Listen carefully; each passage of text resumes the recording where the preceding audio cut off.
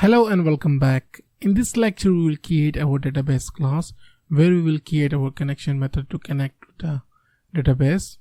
So go to your classes folder and create new class.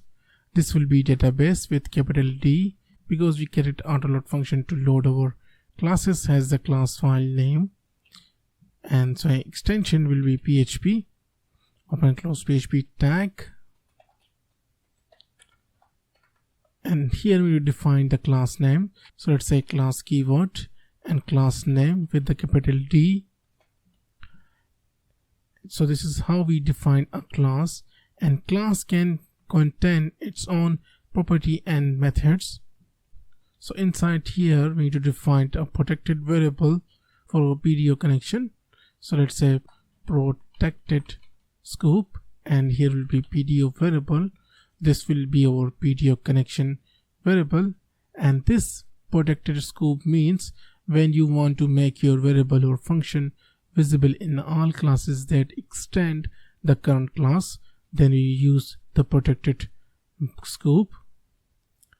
And below here we need to create a magic function which will run every time we instantiate the database class, so which will run the database connection.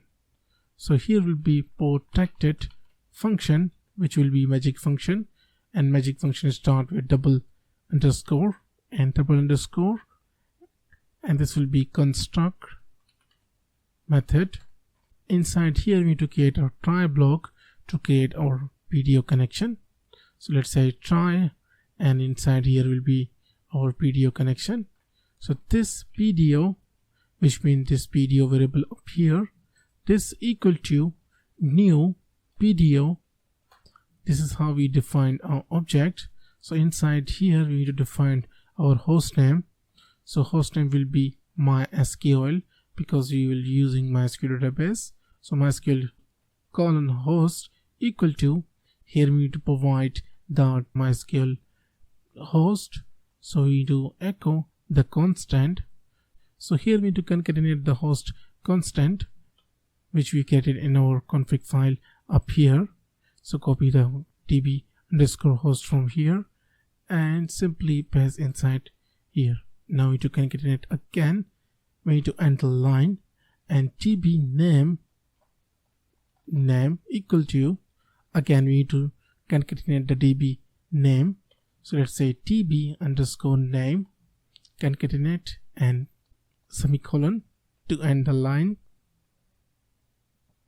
And now to provide the MySQL user, db underscore user and db underscore pass for password. And now we need to create a catch block to get the error if our connection failed. So let's say catch, open and closing parentheses, and inside here we will say PDO exception, and here we need to create a e variable for error. So this will return PDO exception error.